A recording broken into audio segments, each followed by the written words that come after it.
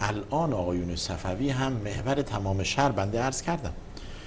جناب آیت الله خامنه‌ای رهبر جمهوری اسلامی ایران به عنوان معترض و به عنوان اولین اعتراض کننده و به عنوان یک شخصیت مطرح در ایران و در جهان، بنده خطاب بهشون میگم شما دیدید حج رفتید اصلا که ببینید حج چیه؟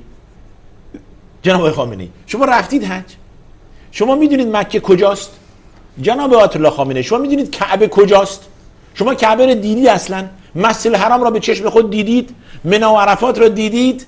میدونید منی یعنی چی؟ میدونید جمرات یعنی چی؟ میدونید شیطان بزرگ و کوچک یعنی چی؟ میدونید مزدلفه کجاست؟ خبر از این چیزا ندارید، چون خود نرفتید و ندیدید و اعتقاد ندارید به همچون چیزی. ساکت بشید، لااقل سنگین تره برای شما. جواب منو بدید، یه نفر جواب منو بده. آیت الله خامنه‌ای رهبر جمهوری اسلامی ایران مکه رو دیده تا به حال؟ مکه رفته؟ حج رفته؟ حج انجام داده که اعتراض کنه؟ اصلا دیده منی و مشاعر یعنی چی؟ میدونه؟